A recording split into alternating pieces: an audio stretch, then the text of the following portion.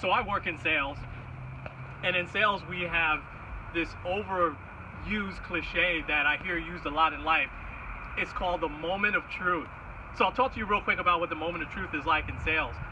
What we look at in sales is that when you're the salesperson and you've given all the information to that customer and they've taken it all in, you've asked a lot of questions, they've answered a lot of questions, they've asked a lot of questions, it's that moment where that customer decides to buy or not. And we call that the moment of truth. Hopefully when you're in sales they decide to buy, but sometimes they don't. Sometimes they change their mind or they come back, and that's fine. But that's the moment of truth. And then you kind of run it back through your head. Did I give enough information? Why didn't I actually close that sale? You know, in your walk with the Lord, some of you out there can relate to this. I'll talk about mine for 1 second. I had a lot of moments of truth. Think about in the Bible how many moments of truth there are, right? If something had went this way, then this might have happened. But it went this way and there was glory to God, right?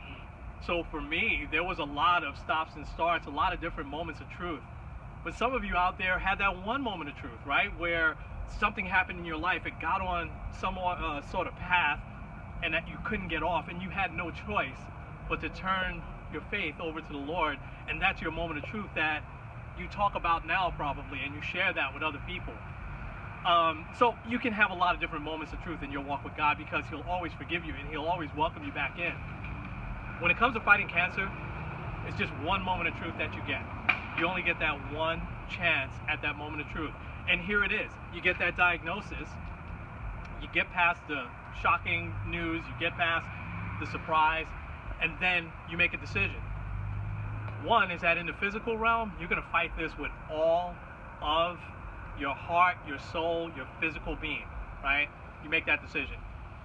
The other decision you make, though, is probably a little bit more important. You decide that you're going to turn that fight over to the Lord and let Him fight it in the spiritual realm. And what does that look like? That looks like you ask for a lot of prayer. That looks like you get people to pray with you.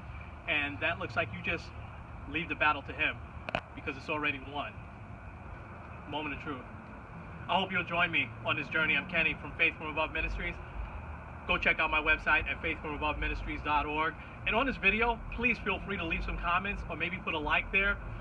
Would love to hear your feedback on any topics that I can talk about and would love to share even more with you. Take care. We'll talk to you real soon.